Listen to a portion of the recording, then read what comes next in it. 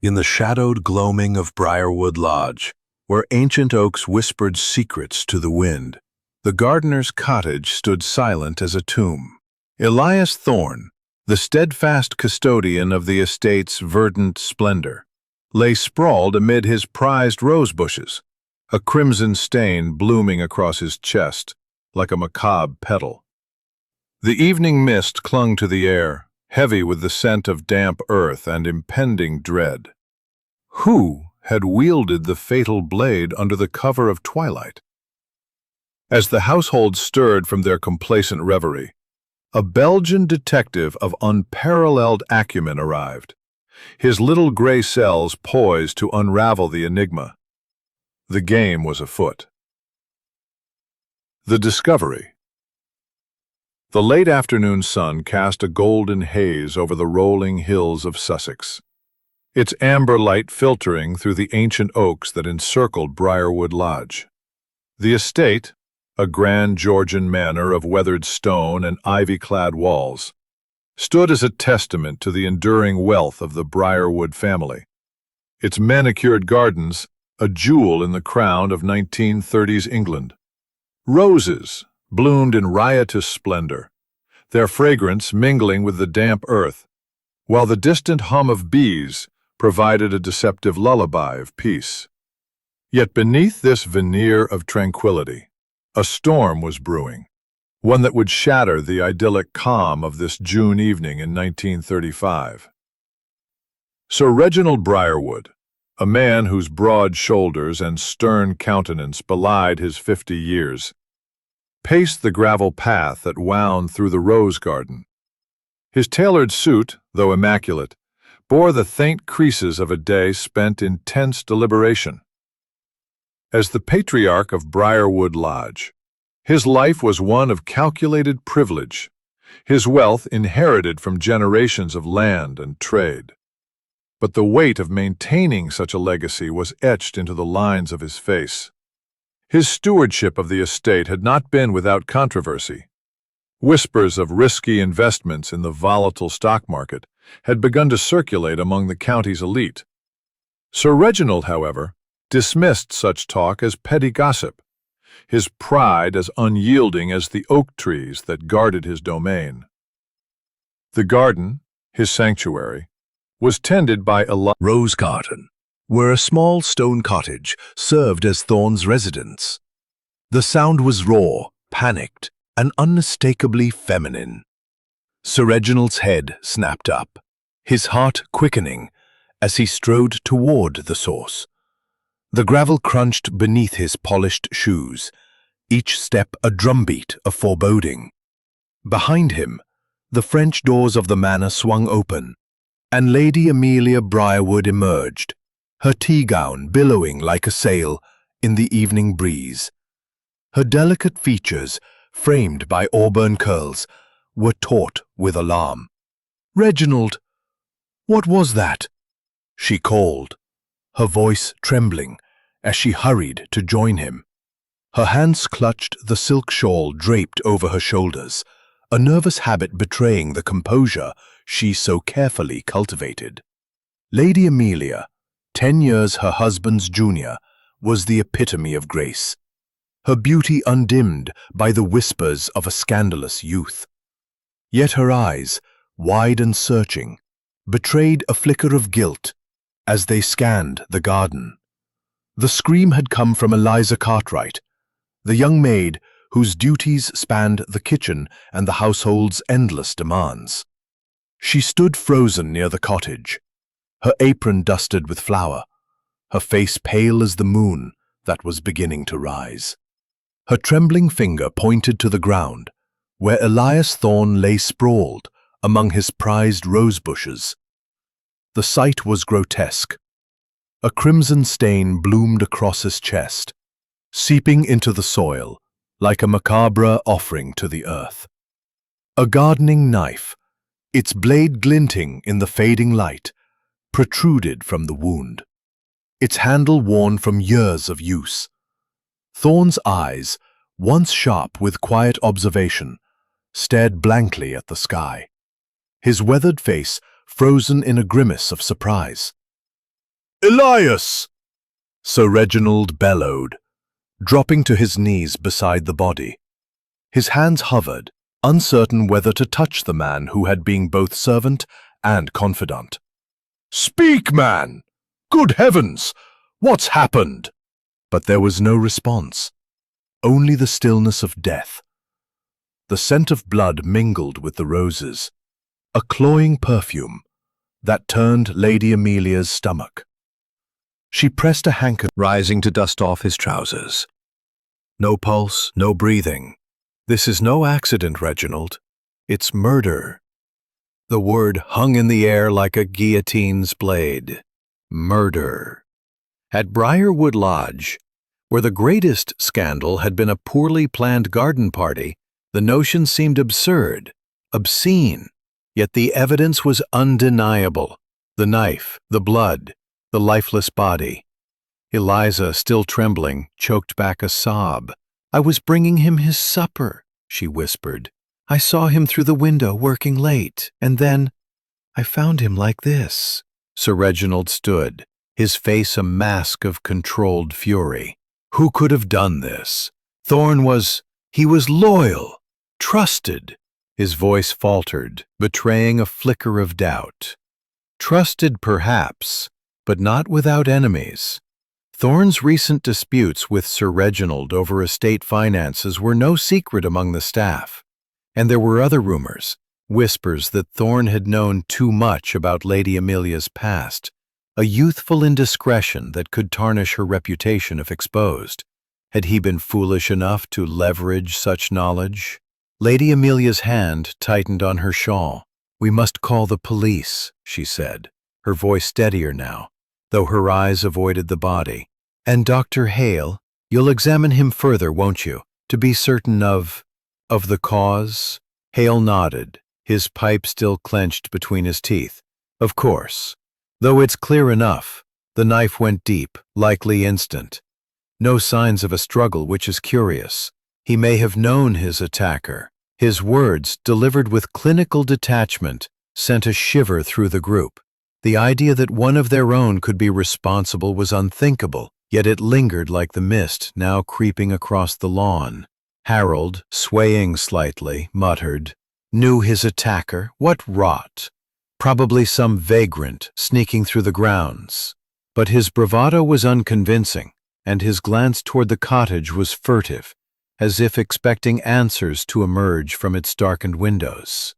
Eliza, regaining some composure, spoke up. "He'd been odd lately, sir. Elias, I mean. Always muttering about money, saying Sir Reginald owed him, and he'd been watching Lady Amelia, too. Said he—" Belgian detective, renowned for his meticulous methods and uncanny insight, was a figure of legend in London's high society. Sir Reginald nodded, his shoulders relaxing slightly. "Good. Poirot will get to the bottom of this. Until then, no one leaves the estate. Understood?" The group murmured assent, though tension crackled like static. Lady Amelia's gaze lingered on the cottage, where a single light flickered in the window. Harold kicked at the gravel, his hands shoved deep in his pockets. Eliza clutched her apron, her eyes red-rimmed. Dr. Hale puffed on his pipe, his expression inscrutable. And Grayson, ever the silent observer, retreated to the manor to prepare for the detective's arrival. The night stretched ahead, heavy with unanswered questions. Who had wielded the knife? Was it a crime of passion, greed, or vengeance? The rose garden, once a place of beauty, now held a sinister secret, its petals stained with blood. As the household dispersed, each retreating to their own thoughts, a shadow moved among the hedges. A fleeting glimpse, unnoticed in the chaos. The game, as Poirot would soon declare, was afoot. But for now, Briarwood Lodge held its breath, waiting for the dawn and the man who would unravel its darkest truths. Chapter 2. The Arrival of Poirot. The first light of dawn broke over the Sussex countryside, painting the horizon in hues of rose and gold. Yet the air at Briarwood Lodge remained heavy with the chill of murder. The mist clung stubbornly to the rolling lawns, weaving through the ancient oaks like a shroud, as if nature itself mourned the violent end of Elias Thorne. The rose garden, where the gardener's body still lay under a tarpaulin pending further examination, was cordoned off by the local constable, a nervous young man, unaccustomed to such grim duties. Within the Georgian manor, its tall windows reflecting the tentative sunrise, the household stirred uneasily, their thoughts tangled in suspicion and dread. At precisely 8:17 a.m., the rhythmic chug of the morning train from London echoed through the valley, its whistle a sharp punctuation in the stillness. The platform of the nearby station, a modest affair of weathered wood and peeling. The baronet's bluff charm had contrasted amusingly with Poirot's fastidious demeanour. The urgency of the message, detailing a murder at the heart of the Briarwood estate, had piqued Poirot's curiosity. Death was no stranger to him, but a murder in the idyllic setting of a country manor promised layers of intrigue, the kind that demanded his meticulous method and unparalleled insight. He hailed a waiting taxi, its driver a grizzled local who eyed the foreigner with curiosity, and set off for Briarwood Lodge. The manor loomed into view as the taxi wound through hedgerows, its stone facade both imposing and inviting, a monument to wealth and tradition. Poirot noted the meticulous landscaping, Thorne's handiwork, no doubt, and the subtle signs of neglect. A cracked fountain, overgrown ivy creeping a touch too far. These were clues, he mused, to a family stretched thin, perhaps by more than just grief. The taxi halted at the grand entrance, where Grayson, the butler, awaited with the stoic dignity of one accustomed to crisis. "Monsieur Poirot," he intoned, bowing slightly. "Sir Reginald awaits you in the drawing-room. This way, if you please." The drawing-room was a vision of opulence, its walls lined with ancestral portraits whose stern gazes seemed to weigh the living. A chandelier of Waterford crystal cast prismatic light across mahogany furniture, and a fire crackled in the hearth, doing little to dispel the chill of unease. Sir Reginald stood by the window, his broad frame silhouetted against the morning light. "Monsieur Poirot," he said, striding forward with a handshake that was firm but edged with desperation. "Thank heavens you've come. This business with Thorne, it's catastrophic. He wasn't just our gardener. He handled our accounts, informally, you see. His death, it's thrown everything into chaos." Poirot inclined his head, his green eyes sharp as they took in the room's occupants. Lady Amelia Briarwood sat on a velvet settee, her auburn hair pinned elegantly, but her hands betraying nerves as they clutched a porcelain. The weapon, a gardening knife, is commonplace, yet its placement suggests intimacy or betrayal. I will speak with each of you, but first, I require the details of the discovery. Sir Reginald recounted the previous evening, the scream, the rush to the garden, the grim sight of Thorne among the roses. Lady Amelia added, her voice soft but strained. "It was dreadful. Elias was loyal. I can't imagine who would do such a thing." Her words were measured, but Poirot noted the slight tremor in her hands, the way her gaze darted to her husband. Dr. Hale cleared his throat, his pipe smoke curling like a question mark. "I examined the body last night. Death was instantaneous, I'd wager, around 7 p.m. No defensive wounds, which is peculiar. It suggests he trusted whoever approached him." His tone was clinical, but Poirot's keen ear detected a note of defensiveness, as if Hale anticipated scrutiny. Harold, roused from his slouch, scoffed. "Trusted? Thorne was a nosy old codger, always poking into things, money, secrets. Probably crossed the wrong person." His bravado faltered under Poirot's piercing stare. and he added hastily, "Not that I'd know anything about it.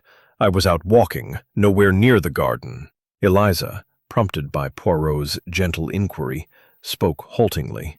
"I saw him last at supper time, sir. He was in the cottage, writing in that diary of his. Then I went back to the kitchen and later, I found him." Her voice broke, and she twisted her apron. "He'd been arguing with Master Harold earlier about money, and with Sir Reginald, too, about the estate." "Money, you say?" Poirot's mustache twitched, a sign his mind was turning. "And what of you, Mademoiselle Eliza? Did Monsieur Thorne confide in you?" She flushed, her eyes dropping. He was kind to me, sir, but lately he was distracted. Said he had something big to settle. Something about Lady Amelia." The room tensed, and Lady Amelia's cup rattled against its saucer. "Eliza, that's enough," Sir Reginald snapped, his face wielded the knife. Was it a crime of passion, greed, or something darker? In the parlour, Eliza revealed more under Poirot's gentle probing. "Elias was upset, sir. He said Harold owed him money, gambling debts, I think, and he mentioned a letter he'd written, something to do with Sir Reginald's investments. He kept it locked in his desk." Her eyes widened. "Do you think that's why he was killed?" "Perhaps," Poirot said enigmatically. "And you, mademoiselle, where were you at 7 o'clock?" "In the kitchen, sir, with cook. She'll vouch for me." Her voice was earnest, but Poirot noted her fidgeting hands, a possible sign of withheld truth. Returning to the drawing room, Poirot announced his next steps: a visit to the crime scene and an examination of Thorne's cottage. "The scene of the crime, it speaks, mes amis, and Hercule Poirot listens." As he prepared to depart, Grayson approached, his voice low. "Sir, a groundskeeper reported seeing a figure in the garden last night, after the body was found, moving toward the hedge maze." Poirot's eyes gleamed. "A figure, you say? Most interesting. The night, it seems, holds more secrets than the day." He donned his hat, his mind already mapping the puzzle. The household watched him go, their faces a gallery of fear, guilt, and calculation. As Poirot stepped into the garden, the mist parted briefly, revealing the rose bushes where Thorne had met his end. The scent of roses mingled with the faint metallic tang of blood, and Poirot paused, his little grey cells humming. Somewhere in this labyrinth of blooms and secrets, a killer lurked. And as the manor's clock chimed 9, a shadow flitted across the lawn, unseen but not unnoticed. The game, indeed, was afoot. Chapter 3. Shadows in the Rose Garden. The dawn light create crime steps. The dawn light created being little light-tailed in the rose garden. The ground light is a video that was quieted to the world. The blooding a lot of different things, and investigated, the tear of all of the others' light is, and invited as great is within Cassionas, and petifieds, Chapter 3. The dawn light created being little light is. The ground light is gloving, a gloving isdom. The dawn light created being little light is, and invited as great is within Cassionas, and petifieds, Chapter 3. The dawn light created being a tarpaulin lay among the rose bushes, the gardening knife still protruding from his chest, like an accusation. Poirot knelt, his movements deliberate, and lifted the edge of the covering. The gardener's face, frozen in a grimace of shock, spoke of a death both sudden and personal. The knife, a common tool from the shed, was unremarkable but for its deadly precision, driven straight through the heart. "No struggle," Poirot noted aloud, his voice soft but resonant in the quiet. "This suggests trust, or perhaps surprise. The killer? They were known to Monsieur Thorne. Rising, he examined the surrounding earth. The soil, softened by recent rain, bore footprints, one set small and dainty, likely a woman's, and another larger, perhaps a man's, though smudged as if deliberately altered. Most curious, Poirot mused, his moustache twitching. 2 visitors to this fatal rendezvous? Or 1 killer and a witness? He traced the prints to the edge of the rosebed, where they vanished into the gravel path. Nearby, a single rose lay crushed, its petals scattered like confetti, a clue, perhaps, to a moment of violence or haste. Poirot's attention shifted to the cottage, a modest stone structure where Thorne had lived alone. The door was ajar, and inside the air was stale, heavy with the scent of pipe tobacco and old books. A desk stood against one wall, cluttered with gardening journals and a locked diary bound in worn leather. With a deft movement, skills honed in his days with the Belgian police, Poirot picked the lock, revealing pages filled with Thorne's cramped handwriting. The entries detailed mundane tasks, pruning schedules, fertilizer orders, but recent notes hinted at deeper concerns. Sir R. delays payment again. Debts mount. Another read, Lady A. fears her past exposed. I hold the key. A third, more cryptic, mentioned Hale's formula, dangerous game. Poirot's eyes gleamed. Mon Dieu, the gardener was a keeper of secrets. But which secret cost him his life? Leaving the cottage, Poirot returned to the manor, where the household awaited in the drawing-room, their faces a gallery of unease. Sir admitted, his voice low, I've made some risky ventures in the stock market.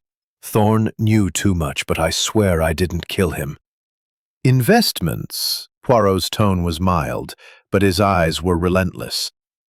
And what would happen, Sir Reginald, if these ventures were exposed? The baronet's face reddened. Ruin, perhaps. The estate is leveraged heavily. But murder? I'd never stoop to that. His defensiveness, Poirot noted, was a thread to tug later. Next, Poirot summoned Lady Amelia to the study. Her lavender gown rustled as she sat, her hands folded tightly in her lap. Monsieur Poirot, she began, her voice soft but strained. Elias was a friend once. In my youth, I confided in him about a scandal, a romance that ended badly. He swore to keep it secret, but lately he demanded money. I refused, of course. Her eyes, wide with sincerity, held a flicker of fear. Blackmail, then, a potent motive. Yet her alibi seemed ironclad. She had been hosting tea with guests at the time of the murder. Poirot nodded, dismissing her with a polite smile. But his mind catalogued her unease. A new clue emerged as Poirot reconvened with the household. A bloody glove, monogrammed with Harold's initials, found near the body by the constable. Harold, summoned to explain, turned pale. That's mine, yes, but it was stolen. I left it in the billiard room days ago. His protestations were vehement, but his bloodshot eyes and unsteady hands suggested more than a hangover. A red herring, perhaps, planted to implicate the wayward son? Poirot's gaze lingered on Harold, who shifted uncomfortably under the scrutiny. Eliza, hovering near the door, spoke up unprompted. Monsieur Poirot, I heard something else.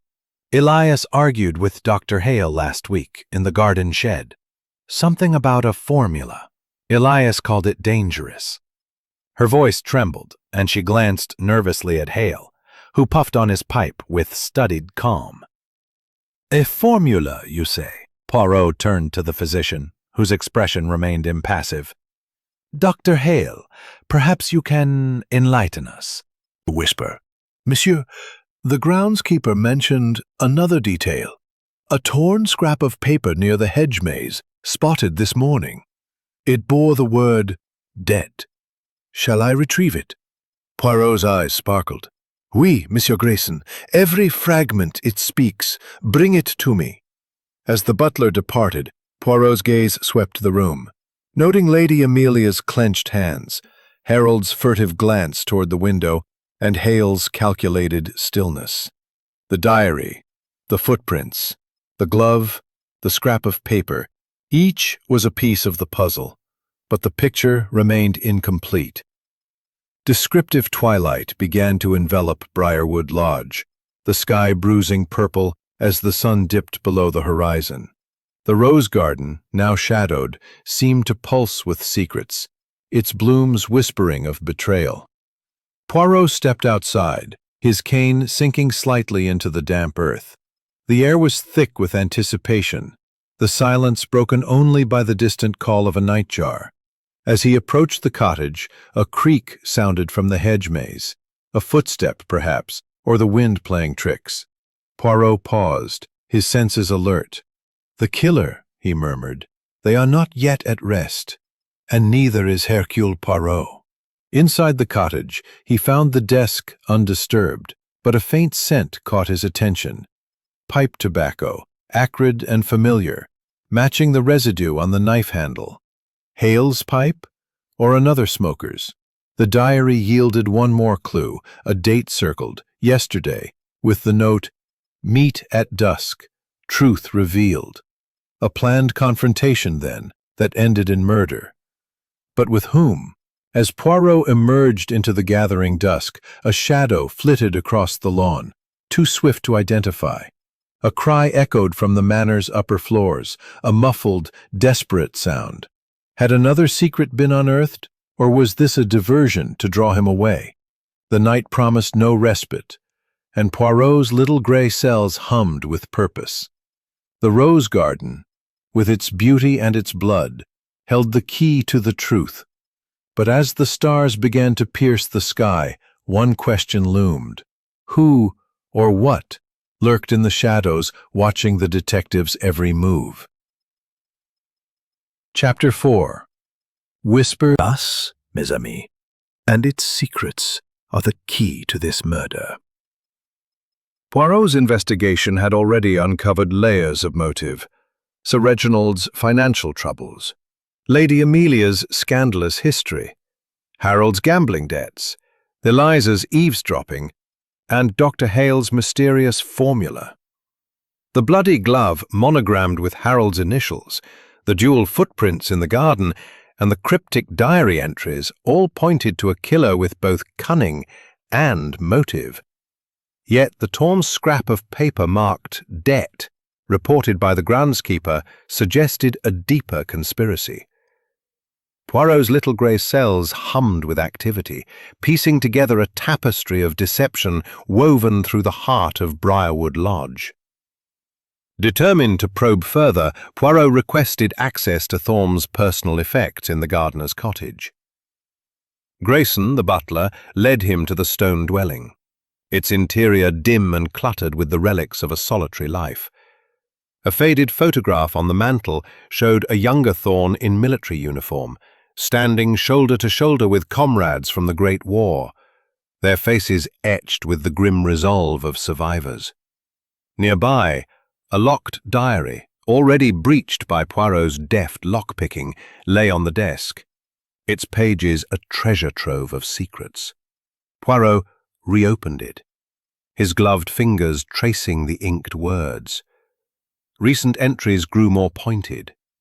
Lady A begs silence on her liaison, but I cannot forget. Another read, Sir R's debts to Hale grow, estate at risk. A third, chilling in its brevity. Hale's formula, poison, not cure, must act. Poirot's moustache twitched. Mon Dieu! Thorne was no mere gardener. He was a sentinel of truths too dangerous to speak. The mention of Dr. Hale's formula intrigued Poirot. Was it a medical tonic, as Hale claimed, or something more sinister? The detective's mind turned to the physician's pipe smoke, its scent matching the residue on the murder weapon's handle. A coincidence, perhaps, but Poirot distrusted coincidences. He pocketed a small key found in the diary's binding, its purpose unclear, and resolved to confront Hale later. For now, My marriage. A foolish romance with a poet, long ended. Elias knew, yes, but he was loyal. Until recently. He asked for money, said he needed it for his sister's care. I refused. I had to protect my family's honor. Her voice broke, and she pressed a handkerchief to her lips. Do you think? Could that have driven someone to kill him? Poirot's gaze was unrelenting. Perhaps, madame. But there is more. Thorn wrote of a child, yours, from this liaison. Is this true? Her eyes widened, a flash of panic crossing her features. No, that's a lie. There was no child. Elias, he must have been mistaken. But her denial was too swift, her hands trembling violently. Poirot noted it, filing it away as a thread to tug later. Her alibi, tea with guests, remained unshaken, but her fear suggested deeper truths. Next, Poirot called Harold Briarwood, whose disheveled appearance and bloodshot eyes spoke of a sleepless night. The young man slumped into a chair, his tie askew. Look, I didn't kill Thorn, he blurted before Poirot could speak. That glove, it's mine, but it was stolen. I swear it. Poirot raised an eyebrow. Monsieur Harold, let us speak of money. Thorn's diary mentions your debts. Gambling, oui? He lent you funds, which you did not repay. An argument ensued, perhaps? Harold's face flushed. All right, yes. I borrowed from him. A few £100, nothing major. He was like a father to me, always bailing me out. But kill him? Never. I was walking by the lake at dusk, alone, mind you, but that's the truth. His alibi, lacking witnesses, was weak, and Poirot's silence pressed him further. Fine. I argued with him that morning. He said he'd tell father about my debts unless I paid up. But I didn't touch him. The detective's eyes narrowed. And this glove, mon ami? Stolen, you say? By whom? Harold shrugged, his bravado crumbling. Dunno. Anyone could have nicked it from the billiard room. Eliza's always tidying up. Maybe she saw something. His deflection was clumsy, but Poirot let it pass, noting the young man's nervousness. Eliza Cartwright was next. life. He said he'd leave me something in his will, a small sum for my future. But I'd never hurt him. Her sincerity was compelling, but Poirot's mind lingered on the small footprints in the garden, matching her size. Dr. Hale, summoned last, entered with the air of a man accustomed to authority. His pipe, ever present, sent curls of smoke into the air. Its scent a match for the residue on the knife. "Monsieur Poirot," he said, his voice smooth, "I trust you're not swayed by servants' gossip. My tonic for Lady Amelia is a simple sedative, perfectly safe. Thorn was a busybody, meddling where he wasn't wanted." Poirot's smile was enigmatic. "And yet, Doctor, Thorn wrote of a poison, not a cure. What say you to that?" Hale's jaw tightened, his pipe pausing mid-puff. He was mistaken. "I've treated Lady Amelia for years, her nerves, you understand. Thorn saw my medical bag and jumped to conclusions."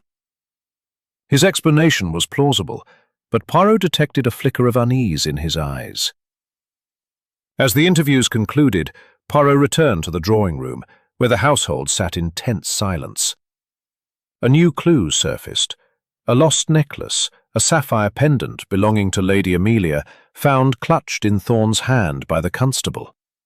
"A gift from her youth," Sir Reginald muttered, his face darkening. Why was it with him?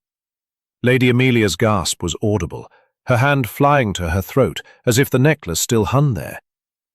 A red herring, planted to implicate her, or a symbol of her past, entwined with Thorn's death. Poirot's mind whirred, piecing together the fragments. The diary's revelations, the footprints, the glove, the necklace, the pipe smoke, all pointed to a killer who knew Thorn intimately, who sought to mask their motive with misdirection. But the cry from the previous night nagged at him, as did the shadow in the garden. Was someone else watching, manipulating the scene? As the afternoon waned, the manor's atmosphere grew stifling. each occupant a suspect in Poirot's mental tableau.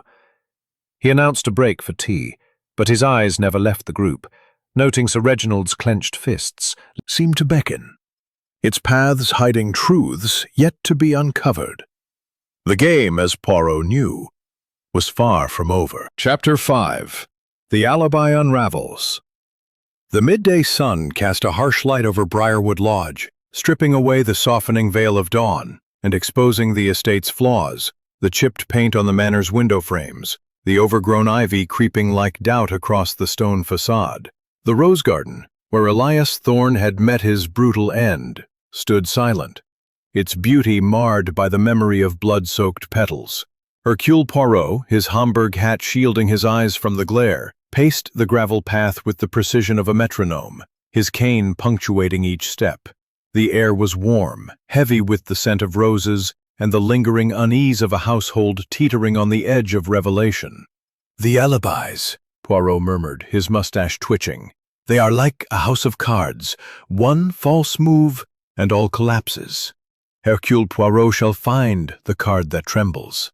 The investigation had deepened, each clue a thread in a tapestry of deception. Thorne's diary had revealed secrets, Sir Reginald's risky investments, Lady Amelia's youthful scandal, Harold's gambling debts, Eliza's eavesdropping, and Dr. Hale's mysterious formula. The bloody glove with Harold's initials, the dual footprints in the garden, the sapphire necklace in Thorne's hand, and the acrid scent of pipe tobacco on the knife handle, all pointed to a killer with intimate knowledge of the household. The torn scrap of paper marked debt, and the cry from the previous night suggested a conspiracy still unfolding. Poirot's little gray cells buzzed with possibilities, but the truth remained elusive, hidden in the shadows of motive and opportunity. Determined to unravel the alibis, Poirot summoned Eliza Cartwright to the manor's library, a room of towering bookshelves and the faint musk of aged paper. The maid entered, her apron crisp but her eyes wary, her hands twisting nervously. "Mademoiselle Eliza," Poirot began, his voice gentle yet incisive, "you have spoken of Monsieur Thorne's arguments, with Master Harold, with Sir Reginald, with Dr. Hale. But what of you? You were close to Thorne, no? Tell me of your heart." Eliza's cheeks flushed, and she looked away, her gaze fixed on a stained glass window depicting a knight and a dragon. "Elias." "Sir," Eliza replied, her voice steadier. "Cook was with me, preparing supper. She'll tell you I never left until I took Elias his tray and found him." Her words faltered, and she clutched her apron, as if anchoring herself against the memory. Poirot nodded, dismissing her for now, but his mind catalogued her trembling hands, her quick defense.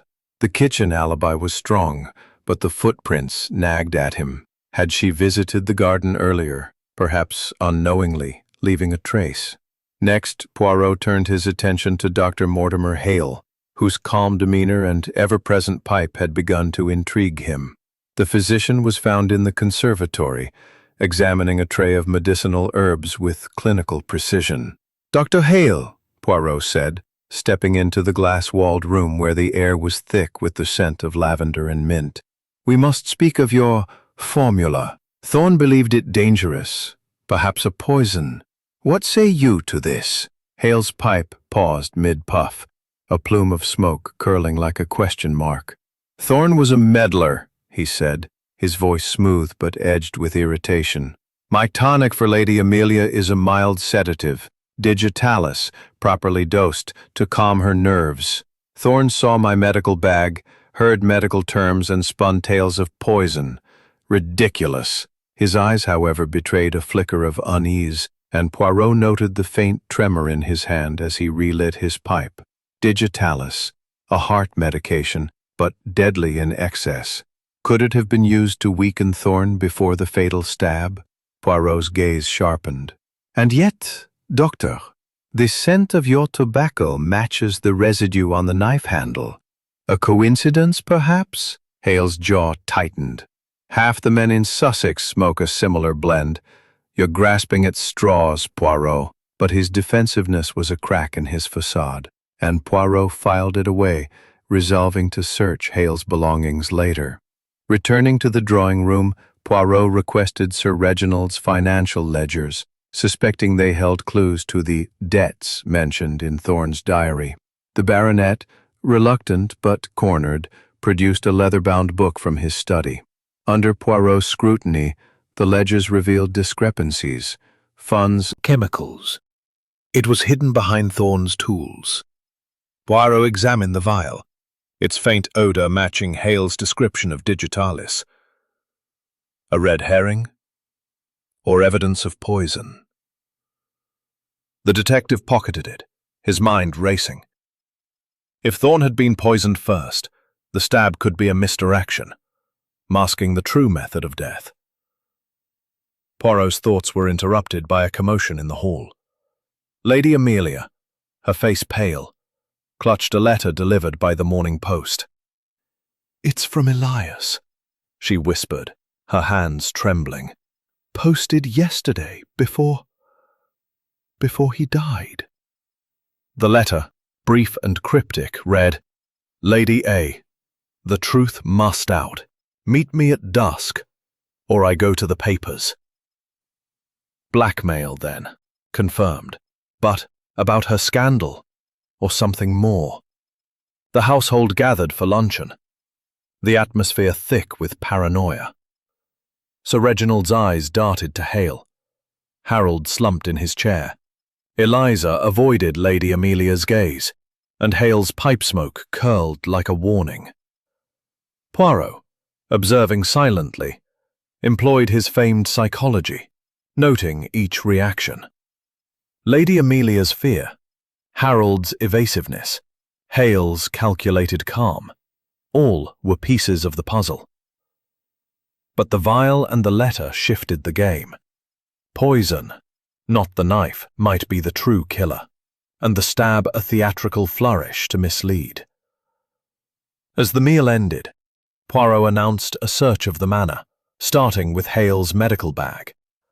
The physician protested, but Poirot's authority was unyielding. The bag, found in the conservatory, contained more vials of digitalis, properly labelled, but one partially used. "For Lady Amelia's treatment," Hale insisted, but Poirot's smile was enigmatic.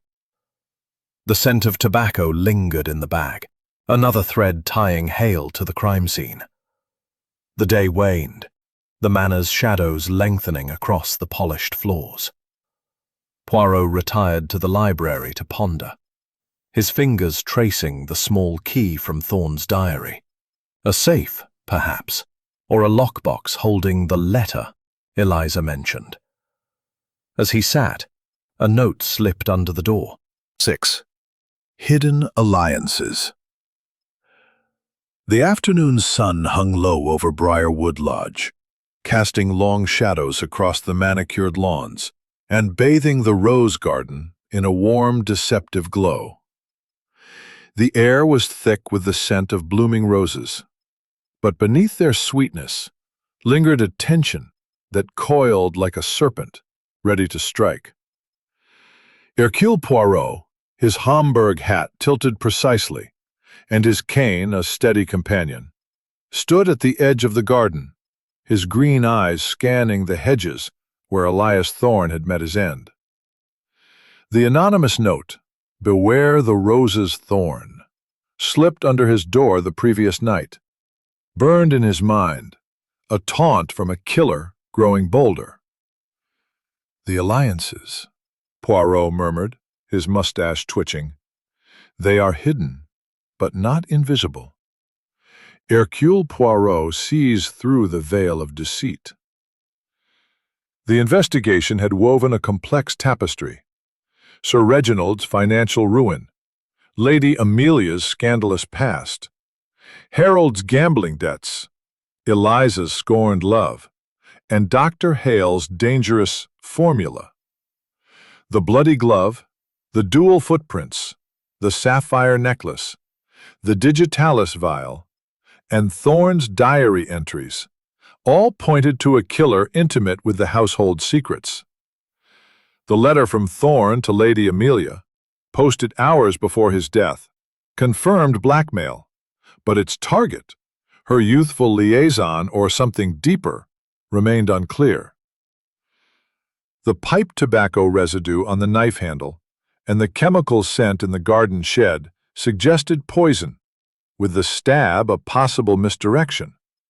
Poirot's little gray cells hummed, piecing together a puzzle where every clue was a thread, and every thread led to a hidden alliance. Determined to unravel these connections, Poirot summoned Grayson, the butler, to the manor's library, its shelves heavy with the weight of forgotten knowledge. Grayson, ever stoic, stood with hands clasped, his face a mask of discretion.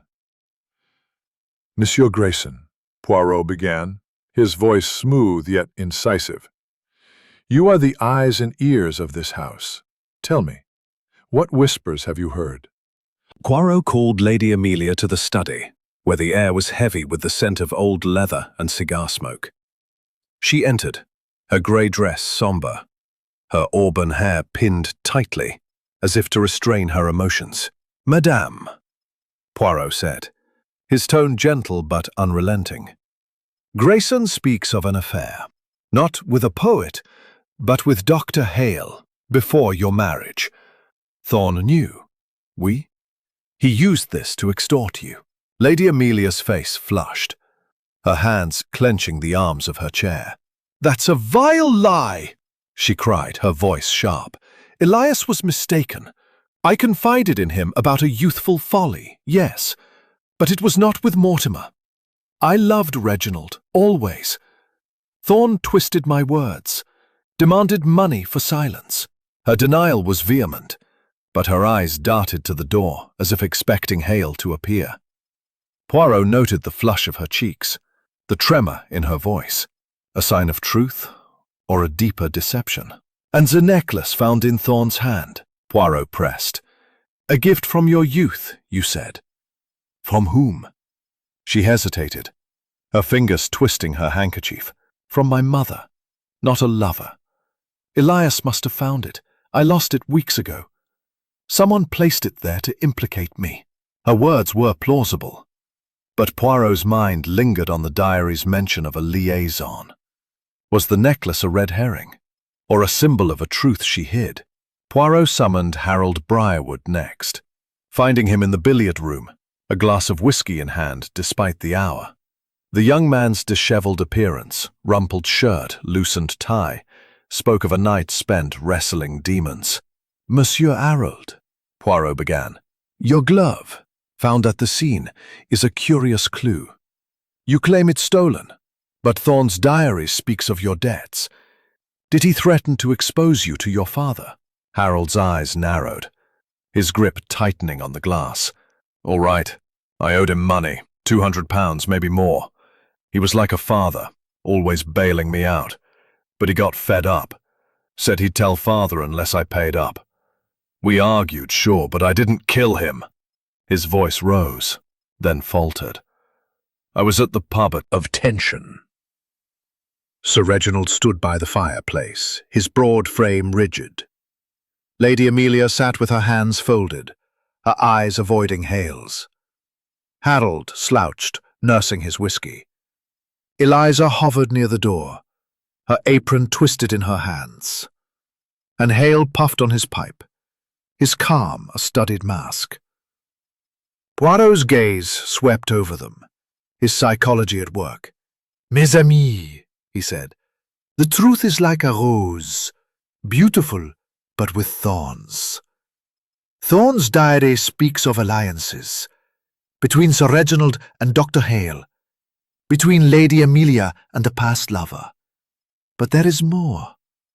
A will, perhaps, naming an heir?" Eliza gasped, her eyes wide. "Sir, I forgot to mention.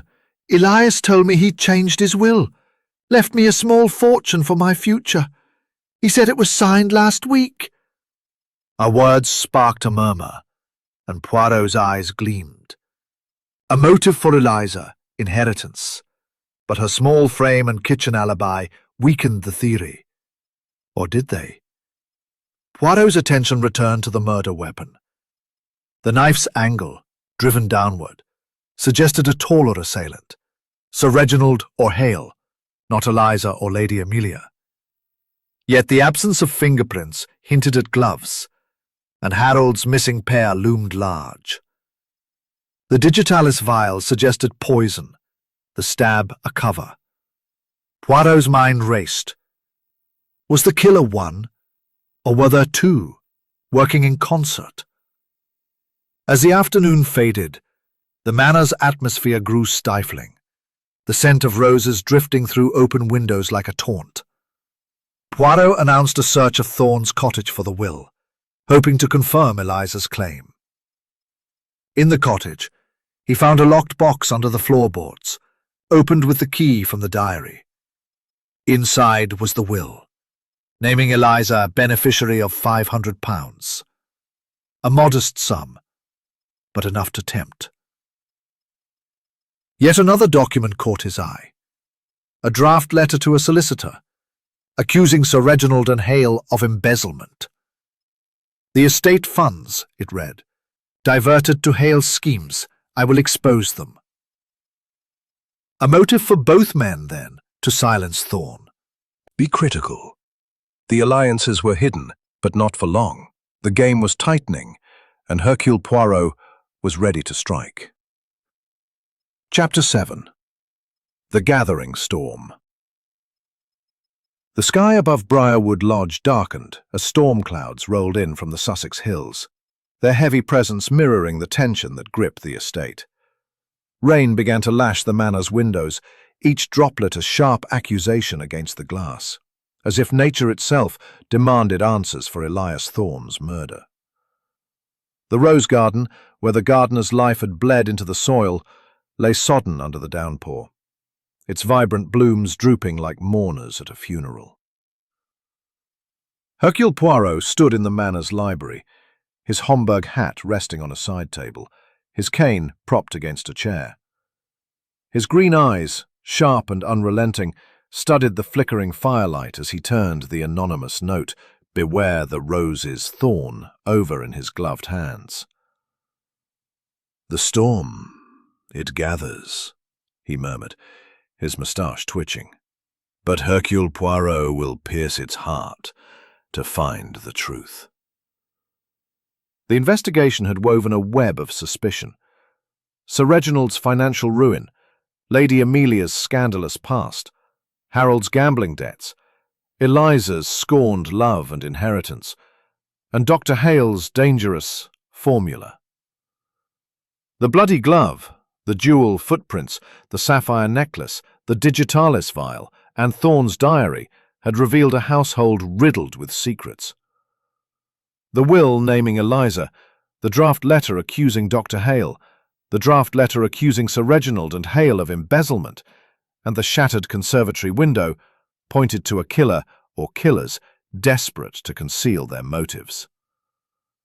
The pipe tobacco residue on the knife handle and the cryptic note suggested a cunning mind at work, masking poison with a staged stabbing.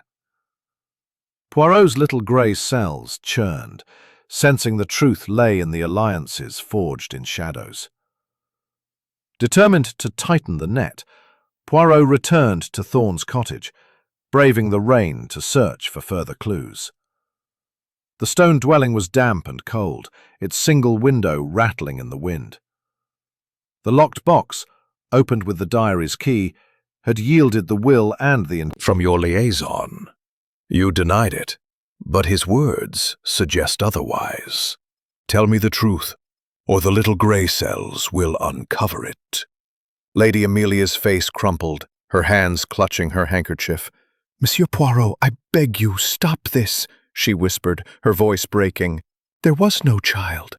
I loved a poet, yes, years ago, but it ended before my marriage. Elias, he misunderstood, or lied to extort me. He said he'd tell Reginald of a child unless I paid. It was a cruel fiction." Her tears were genuine, but Poirot noted her quick glance toward the door, as if fearing interruption. A red herring, then, The child was a fabrication, but her fear of exposure was real. Her alibi, tea with guests, held, but her emotional turmoil suggested deeper secrets. Poirot next called Eliza Cartwright, whose nervous demeanor had intensified. The maid entered the study, her apron twisted in her hands, her eyes red-rimmed. "Mademoiselle Eliza," Poirot began, "you spoke of Thorne's will, naming you beneficiary. But there is more. I have found a letter fragment. Thorne accused Sir Reginald and Dr. Hale of embezzlement. Did you know of this?" Eliza's eyes widened, her breath catching. "No, sir, not exactly. Elias said he had proof of Sir Reginald's dealings, something about money going to Dr. Hale. He was angry, said they'd ruin the estate, but I didn't know he'd written it down." Her voice trembled, and Poirot noted her clenched fists. Then, in a rush, she confessed, I planted the glove, sir. Harold's glove. I was jealous. He's to inherit everything, while I get scraps. I thought if he was suspected, it'd serve him right." Her admission was a bombshell, but her small frame and kitchen alibi weakened her as the killer. A petty act of revenge, or a deeper deception? Poirot's gaze softened, but his mind was relentless. "And the footprints, mademoiselle? Small, like yours in the garden. Were you there before you found the body?" Eliza shook her head vehemently. "No, sir, I swear. I only went to bring his supper. Those prints? They must be someone else's." Her denial was fierce, but Poirot— The knife, clean of fingerprints, supported Poirot's theory. Poison first, then a staged wound. Poirot's mind turned to the knife's angle, downward, suggesting a taller assailant like Hale or Sir Reginald. The glove planted by Eliza was a red herring, but the pipe tobacco residue tied Hale to the scene. Was he the killer, or a pawn in a larger scheme? The letter fragment implicated both Hale and Sir Reginald, suggesting a partnership to sell the estate for profit, with Thorne's knowledge a fatal threat. As the storm intensified, Poirot gathered the household in the drawing room, the fire casting eerie shadows across their faces. Sir Reginald stood rigid, his eyes darting to Hale. Lady Amelia sat with her hands clasped, her face pale. Harold slouched, his whiskey glass empty. Eliza hovered near the door, her apron a shield, and Hale puffed on his pipe, his calm a brittle facade. "Mes amis," Poirot said, his voice cutting through the rain's drumbeat.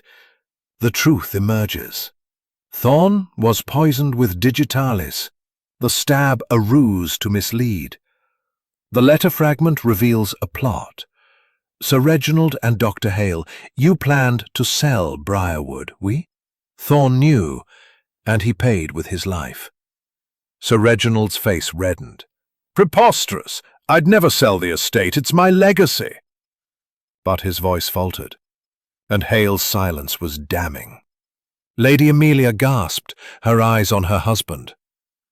"Reginald, is this true?" she whispered, her voice laced with betrayal. Poirot pressed on. The glove, planted by Mademoiselle Eliza, was a distraction. The footprints, altered to confuse. But the vial, the tobacco, the letter, they point to a killer among you. The room tensed. Each occupant a suspect in Poirot's mental chessboard. He held up the vial, its chemical scent faint but accusing.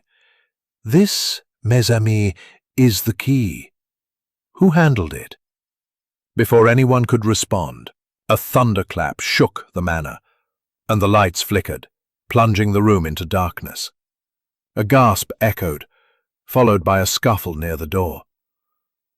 When the lights returned, Eliza was gone, sharp and unforgiving. Chapter 8. Threads of Deception. The storm that had battered Briarwood Lodge subsided into a restless drizzle, leaving the estate cloaked in a damp, oppressive hush. The rose garden, where Elias Thorne's life had ended in a crimson stain, glistened under the fading rain, its petals heavy with water and secrets. Within the manor, the air was thick with suspicion, the walls seeming to pulse with the weight of unspoken truths. Hercule Poirot stood in the library, his Homburg hat resting on a side table, his cane propped against a chair. His green eyes, sharp as a hawk's, studied the anonymous note, "Beware the rose's thorn." Its hurried scrawl a taunt from a killer growing desperate. "The threads of deception," he murmured, his mustache twitching. "They are tangled, but Hercule Poirot will unravel them, one by one." The investigation had tightened its grip on the household. Sir Reginald's financial ruin, Lady Amelia's scandalous past, Harold's gambling debts, Eliza's scorned love and inheritance, and Dr. Hale's dangerous formula formed a web of motives. The bloody glove, planted by Eliza to frame Harold, was a red herring, as were the altered footprints in the garden. The sapphire necklace, the digitalis vial, and Thorne's diary pointed to a killer who used poison, with the stab as a theatrical mask. The letter fragment accusing Sir Reginald and Hale of embezzlement, the shattered conservatory window, and Eliza's sudden flight into the night suggested a conspiracy teetering on exposure. Poirot's little gray cells buzzed, sensing the killer's desperation as the net closed. Determined to probe deeper, Poirot resumed interviews in the study, where the air was heavy with the scent of old leather and the faint tang of cigar smoke. He began with Harold Briarwood, who slouched into the room, his whiskey-soaked bravado replaced by a haggard unease. "Monsieur Harold," Poirot said, his voice smooth yet piercing, "your alibi falters. The barkeep places you at the pub until 6:30, leaving time to reach the garden by 7. Thorne's will favored Eliza cutting you out. Did you argue with him, perhaps, to protect your inheritance?" Harold's eyes flashed with defiance, but his hand hesitated, his eyes darting to the window. I walked by the lake, alone, thinking things over. Father's been on about my debts, threatening to cut me off." His admission was reluctant, and Poirot noted the sweat beading on his brow. A weak alibi, but not proof of guilt. The detective let him go, his mind lingering on Harold's desperation and the missing hour. Next, Poirot summoned Dr. Mortimer Hale, whose calm facade had begun to crack. The physician entered, his pipe clenched between his teeth, its smoke curling like a sinister veil. "Doctor," Poirot said, holding up the digitalis vial from the shed, "the evidence mounts. Thorne's diary speaks of your formula, a poison, he believed. The vial's scent matches your medical bag. And the tobacco on the knife handle? It is yours, no?" Hale's jaw tightened, his eyes narrowing. "You're building castles in the air, Poirot. My digitalis is for Lady Amelia's heart condition, standard practice. Thorne was paranoid, seeing threats where there were none. As for the tobacco, it's a common blend. You have no proof." His voice was steady, but Poirot noted the faint tremor in his hand, the way his pipe paused mid-puff. The physician's defensiveness was a crack in his armor, and Poirot pressed further. "And the letter fragment, accusing you and Sir Reginald of embezzlement. Thorne had proof, ledger copies. You stood to lose everything if he spoke. A motive, oui?" Hale's face darkened. "Thorne was a meddler. Yes, I advised Reginald on investments, medical research, promising returns. Thorne found out, threatened to make trouble. But murder? I'm a doctor, not a killer." His denial was firm, but Poirot's eyes caught the flicker of fear, the way Hale's gaze darted to the door. Poirot turned to Sir Reginald next, finding him in the drawing room, his broad frame rigid by the fireplace. "Sir Reginald," he began, "the letter necklace was lost weeks ago. Someone placed it there to frame me." Her voice trembled, but Poirot noted her quick glance toward Hale, seated across the room. The affair, confirmed by Grayson, was a thread tying her to the physician, and the necklace a symbol of their shared secret. A new clue emerged as Grayson approached, his voice low. "Monsieur Poirot." The groundskeeper found a pair of shoes in the hedge maze, men's, size 10, with soil matching the altered footprints. The shoes, muddy and scuffed, bore no monogram but were too large for Eliza or Lady Amelia. Hale or Sir Reginald, then? Poirot's mind raced. The footprints, deliberately smudged, were a misdirection, but by whom? As evening fell, the manor's atmosphere grew stifling, the drizzle outside a constant murmur. Poirot gathered the household in the drawing-room, the fire casting flickering shadows across their faces. Sir Reginald stood by the mantel, his eyes hard. Lady Amelia sat with her hands folded, her face pale. Harold slouched, his whiskey glass empty. Hale puffed on his pipe, his calm brittle. And Eliza, found hiding in the attic, stood trembling, her apron clutched like a lifeline. "Mes amis," Poirot said, his voice cutting through the tension. "The threads of deception are clear. Thorne was poisoned with digitalis, the stab a mask. The glove, the footprints, the necklace, all red herrings. But the letter, the vial, the shoes, they point to a killer among you." The room tensed, each occupant a suspect in Poirot's mental chessboard. He held up the shoes, their muddy soles accusing. "These, found in the maze, match the larger footprints. Who wore them?" Silence answered, broken only by the rain's soft patter. Then, a door slammed in the hall, the sound sharp and startling. Eliza gasped, her eyes wide. "Someone's out there," she whispered, her voice trembling. Poirot's eyes narrowed. "The killer grows reckless," he murmured. He moved to the door, his cane tapping softly, but found only an empty corridor, the air heavy with the scent. Past, leaving Briarwood Lodge, bathed in the pale light of a hesitant dawn. The rose garden, where Elias Thorne's life had bled into the earth, shimmered with the remnants of rain, its petals glistening like tears, frozen in time. Within the manor, the air was taut with anticipation, each creak of the floorboards a whisper of secrets straining to break free. Hercule Poirot stood in the drawing-room, his Homburg hat resting on a side table, his cane a silent sentinel by his side. His green eyes, sharp and unyielding, surveyed the assembled household, their faces a gallery of fear, guilt, and defiance. The anonymous note, "Beware the roses, Thorne," lay folded in his pocket, a final taunt from a killer cornered by the relentless march of truth. "The game," Poirot murmured, his moustache twitching. "It reaches its climax. Hercule Poirot will now reveal the murderer." The investigation had unraveled a tapestry of deceit. Sir Reginald's financial ruin, Lady Amelia's scandalous past, Harold's gambling debts, Eliza's scorned love and inheritance, and Dr. Hale's dangerous formula.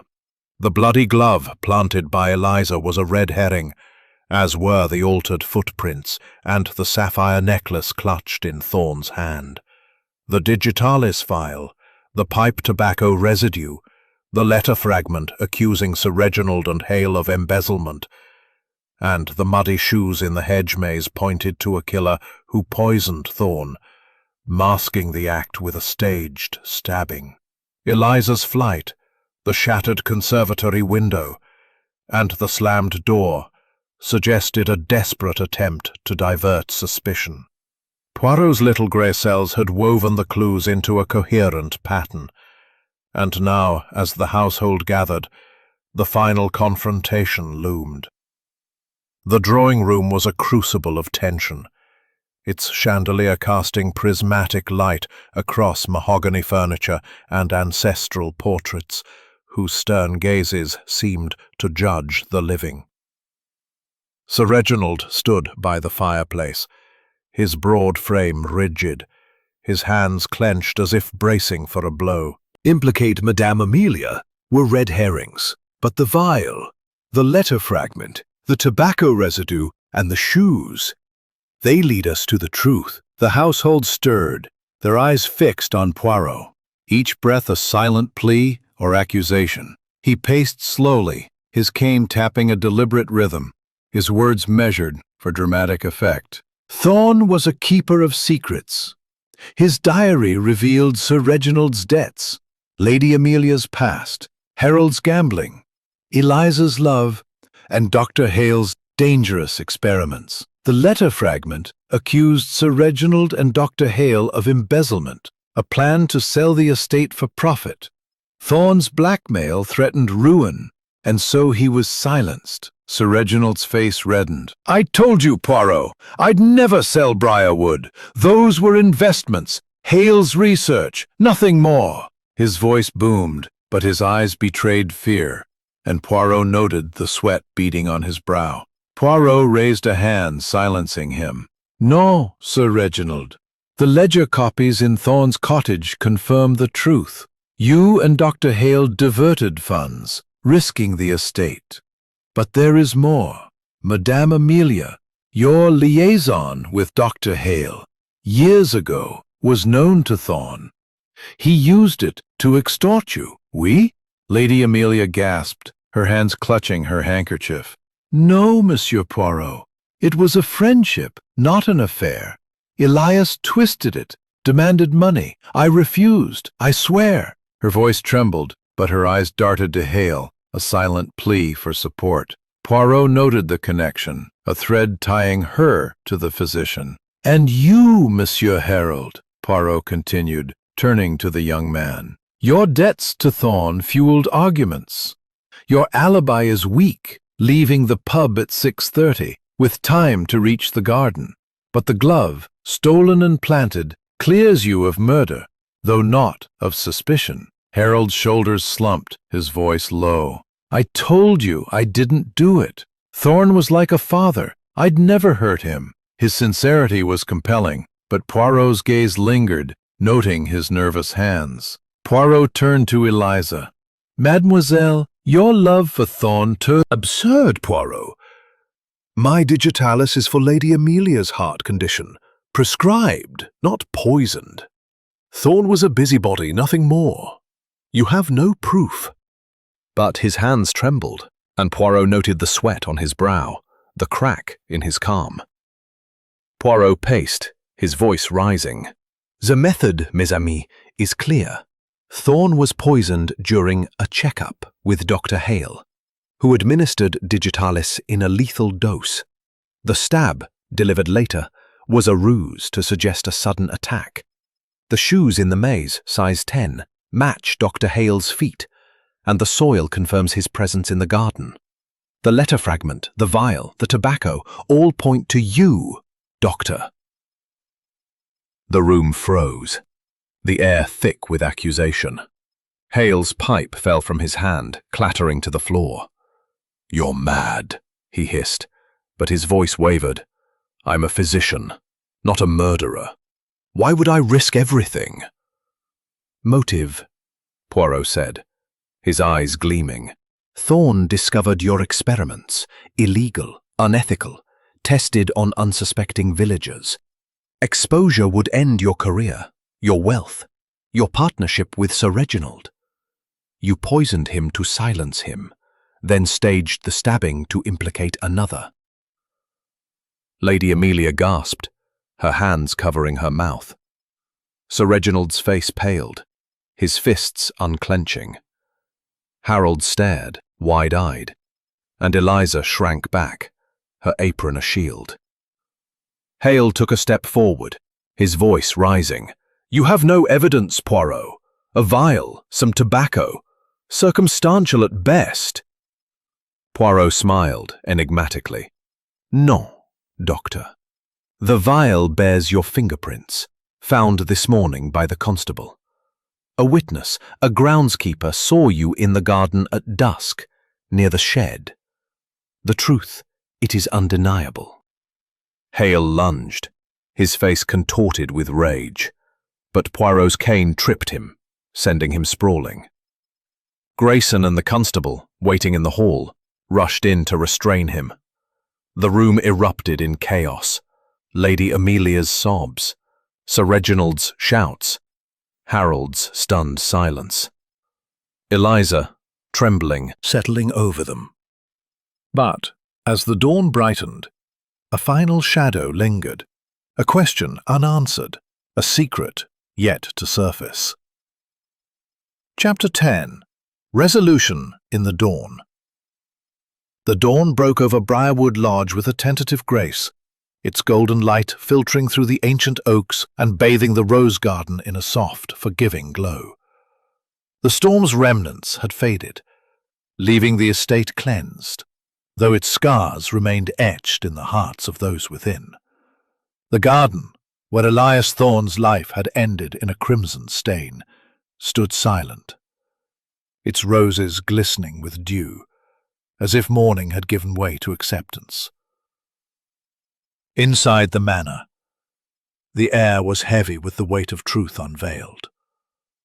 The tension of the past days replaced by a sombre relief.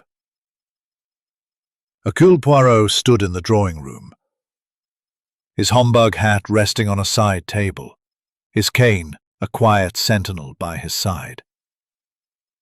His green eyes, sharp yet reflective, surveyed the household.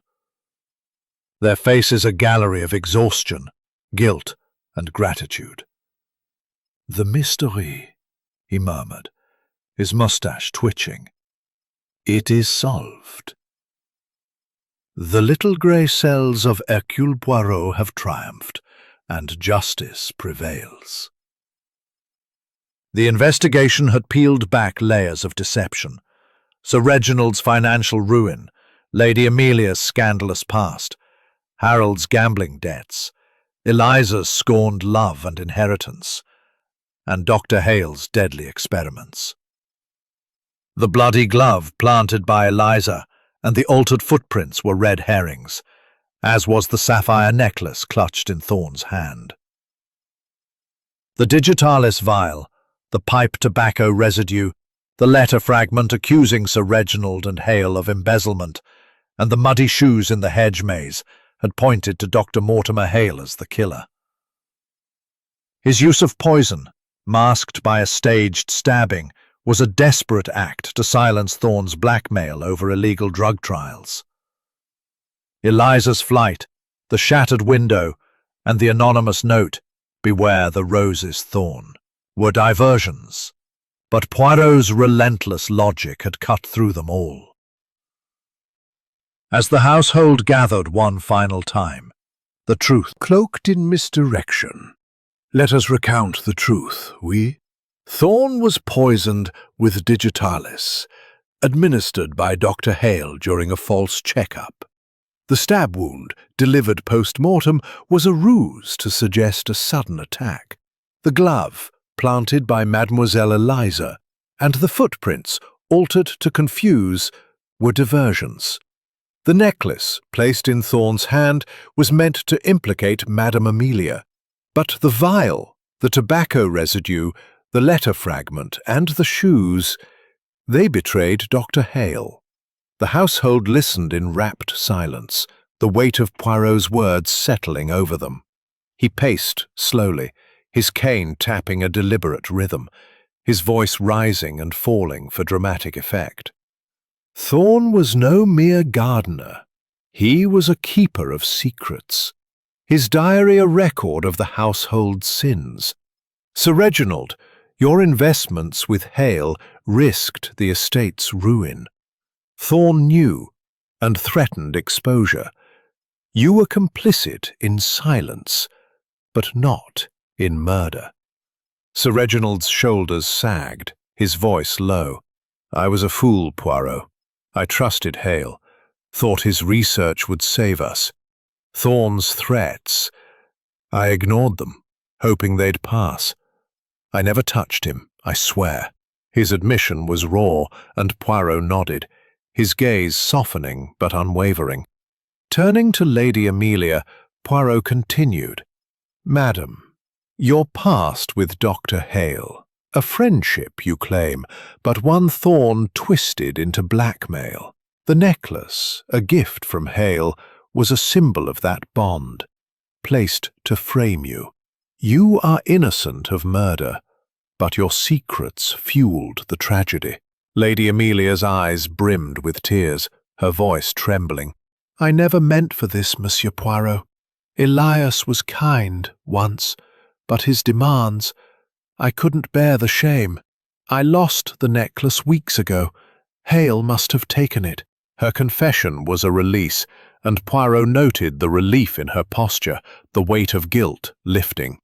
To Harold, Poirot said, "Monsieur Harold, your debts and arguments with Thorn painted you as a suspect. The glove, stolen and planted, was Elias, and the tobacco residue all confirmed his guilt. The necklace and footprints were his final misdirection. But Hercule Poirot sees through such tricks." The room was silent, the truth a heavy mantle. Poirot paused, letting the weight settle, his voice softening. "The rose garden. It is beautiful, but its thorns draw blood. So too with secrets. They bloom, but they wound. Dr. Hale sought to protect his wealth and reputation, but his greed betrayed him.